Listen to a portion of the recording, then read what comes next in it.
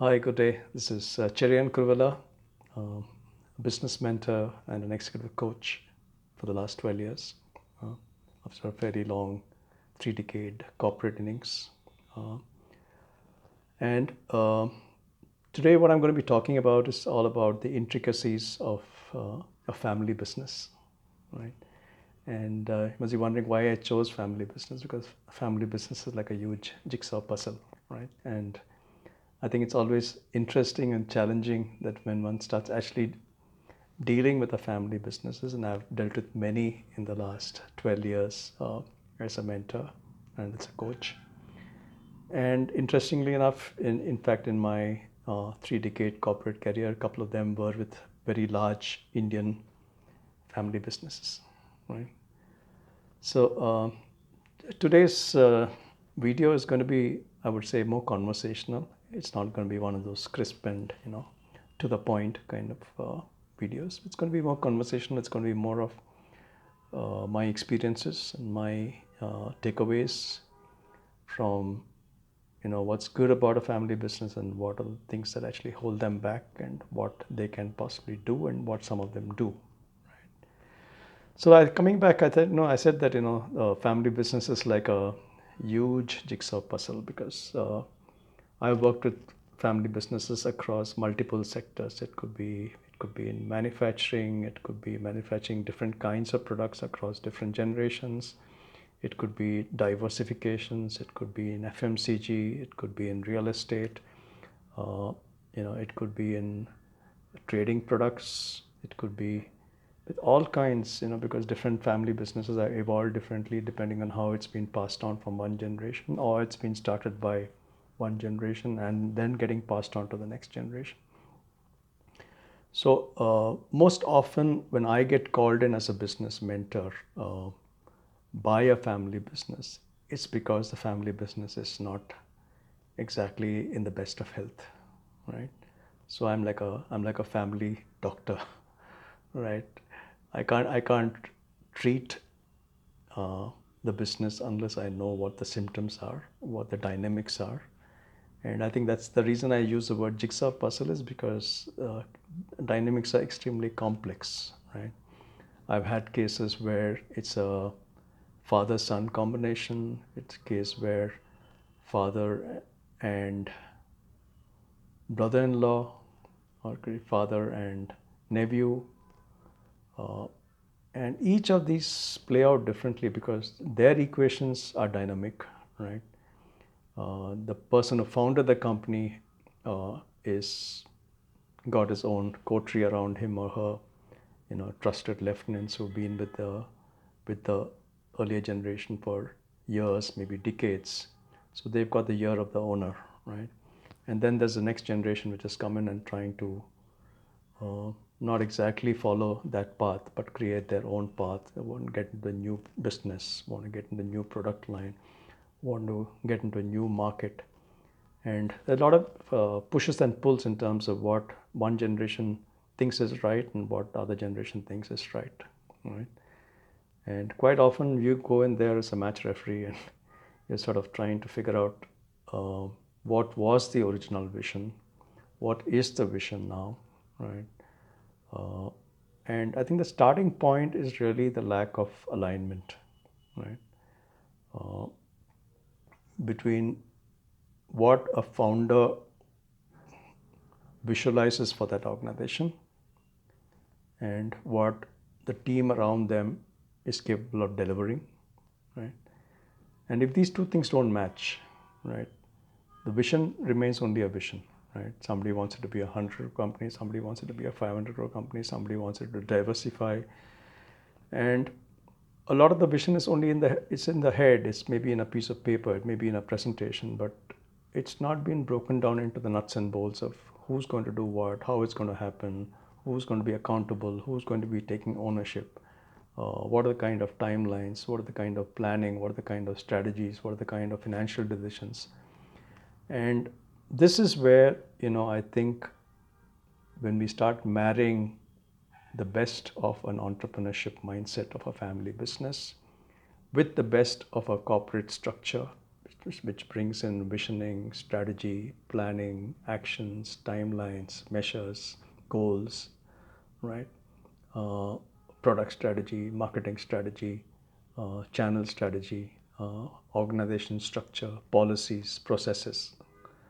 And when all those things come together, right, then we are able to actually figure out which of those family business visions or dreams are real and which of them need to be parked aside for some time, right? So there's a restlessness of wanting to do too many things, getting into too many things, and I think in that restlessness of trying to do too many things, very few things actually happen, right? So I think the role of the mentor or the coach, which been my experience, is to bring some method in the madness, bring some structure to that approach, right? Bring a clearly defined goals into the process, clearly defined business goals, right? Get the entire leadership team, if there's a leadership team, aligned to a common vision, taking clear accountability, clear ownership. And I think that that's a starting point of change, right?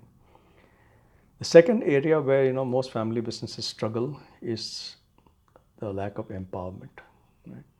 Decision making still largely tends to remain with one or two or three trusted people, right? And the tendency to keep all the authority with oneself, keep all the decision making with oneself, actually becomes a bottleneck, right? So as the businesses keep expanding, they feel the need to hire professionals, right? But the willingness to accommodate the fact that professionals need space, right? They're being hired because they are subject matter experts in a particular area. They might have worked in a much larger company. They may have worked in a more structured environment. And then they suddenly come into this whirlpool of the family business, and they find that suddenly they might be called a business head, or they might be called a general manager, or they might be called whatever. But they are just being treated as employees. They're not being trusted with the kind of empowerment they need to run the businesses as profit centers, right? So this tendency of not empowering, I think, is one of the biggest stumbling blocks.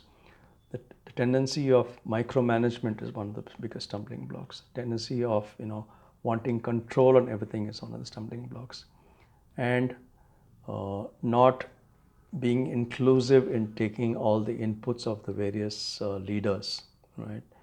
So that they also buy into the story, they also buy into the vision, right? And I've realized, as I've gone experience of working with these family businesses, in the first phase, there's a lot of confusion, right?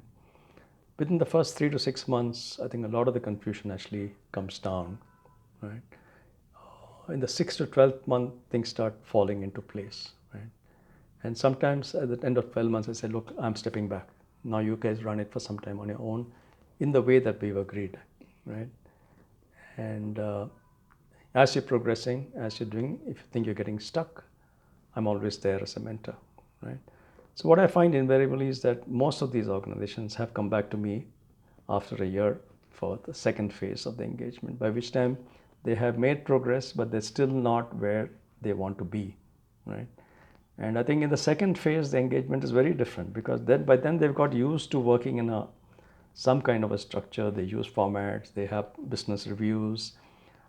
Sometimes the discipline is there, sometimes the discipline gets dropped out. They realize the importance of people, they realize the importance of process and policy, the importance of culture, right? And importance of reward and recognition. So these are some of the good HR practices which possibly were not there in the earlier loose family structure. But when you start marrying the family structure and the professional structure, they start seeing the value, right? In fact, many of them tell me that, CK, the seeds that you planted in the first phase are now bearing fruit. They may not have borne the full fruit, but they are beginning to see the tangible benefits of doing that, right? And in the second phase, I find that our discussion is at a very different level, right? Then we're talking not about, how to fix the problems, but we're looking at how to capture opportunities, right? how big is the market, where are your markets, right? What are your new ways of covering the market? Do you want to get into e-commerce? Do you want to get into modern trade? Do you want to get into exports? Uh, do you want to look at how you can do your cost management better? How can you move into a profitable business, right? How to make sure that every business of yours, every geography of yours, every product of yours is profitable. So I think it moves from a problem solving stage in the first phase to a growth oriented phase in the second phase, right? And then when the visioning is done for the next 2 to 3 years, by then we've got like maybe sometimes some of the older leaders have also been phased out and newer leaders have come in. Professional leaders, paid well, rightly in terms of their skill set and what is required or expected from them, right? That's the other tendency, not to pay enough, right? So you want to compromise and keep the level low, then you don't get the kind of people that you want, and then you don't get the output that you want. And then you blame the people. The problem is not the people. The problem is the decision making of what kind of people do I want, and am I willing to hire and pay them the kind of compensation and treat them as professionals, so that I hire them, I tell them what is expected, I give them the space, I give them the empowerment and leave them. And then I monitor them once a week or whatever it is through a structured environment. And I must tell you this, I think almost, I would say 80%, I would not claim 100% success rate, certainly not. 70 to 80% of all these clients acknowledge the value. They give wonderful client testimonials and feedbacks about how the structured approach, the structured reviews, the structured business plan, the structured goal, strategy, action documents, and the focus on HR has made a difference to where they are today compared to where they were, say, a year or two ago, and how much more confident they are now of, getting to their desired state, whether 20 crores to 100 crores, which looked like a dream 2 years back, now looks very much doable. And this is something that's happened in many cases, right?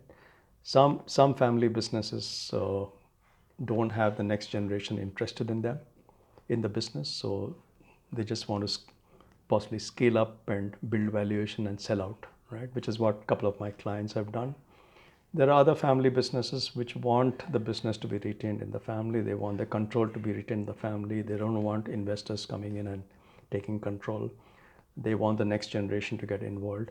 So each family business has got its own consideration. There will always be differences of opinion between the family members. But I think there's a more mature way of handling those differences as compared to earlier, right? And the other leaders know that, look, they have a role to play.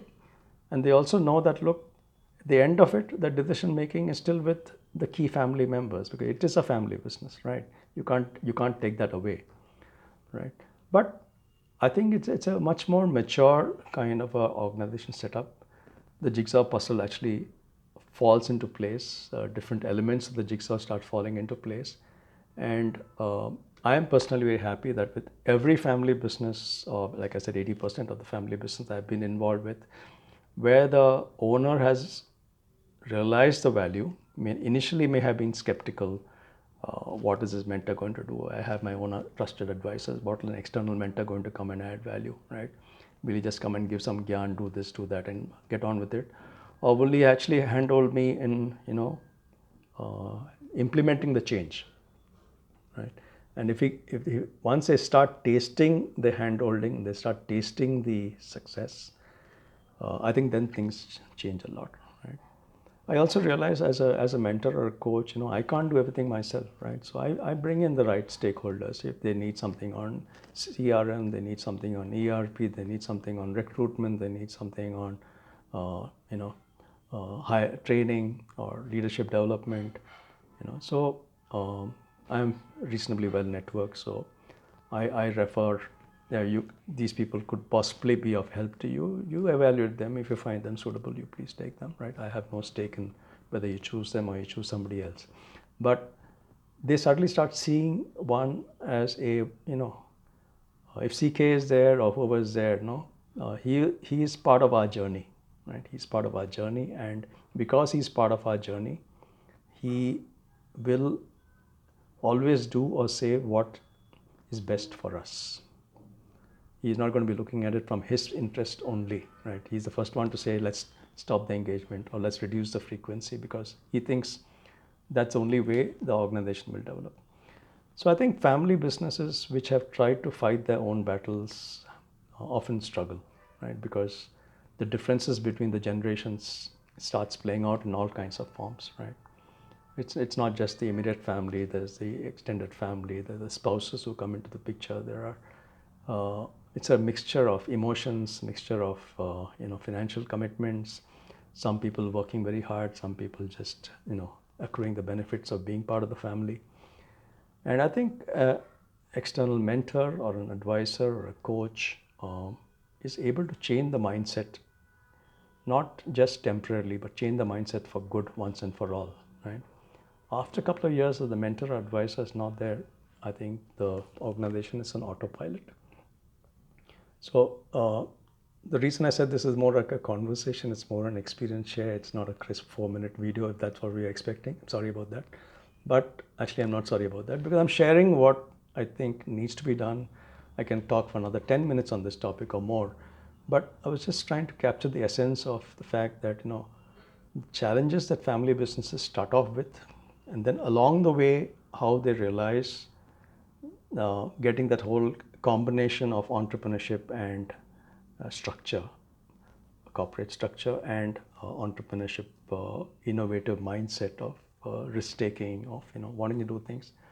I think that works beautifully.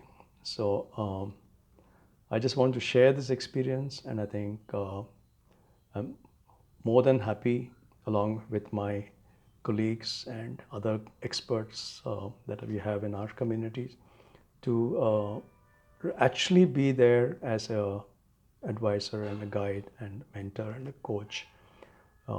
And it doesn't matter whether one is located in the base location where one is today. The virtual world has opened up a whole lot of opportunities, right? It's all about being there. Even being there virtually for that client is a source of strength. In fact, a lot of my clients tell me that, whenever we talk to you, we get strength. Where does the strength come from? Because they know that one is a genuine well-wisher, looking at their interest and trying to be there as a friend, mentor, and guide. And I think family businesses which are not able to scale up or be organized or handle the transition across generations in the best way, do feel free to reach out to me. I'm always available. And if I'm not the right person, I'll be the first one to say, look, I think maybe he or she could be the right person, or a combination of 2 or 3 people could actually be the right people for you, right? Thank you. I hope you found this video informative and more, like I said, more sharing. And do share it with other family group, entrepreneurs you think who might be going through their battles quietly and are looking for help but don't know where to reach out to help. And I think the kind of experience that we've had over the past 10, 12 years, or even previously in corporate, navigating this family business environment, right? I think it clearly comes in useful, because you're able to look at the business holistically and in an unbiased manner, and guide and drive decisions which are the best interests of the business. Yeah. So thank you so much. This is again Cherian signing off. Thank you very much. Bye.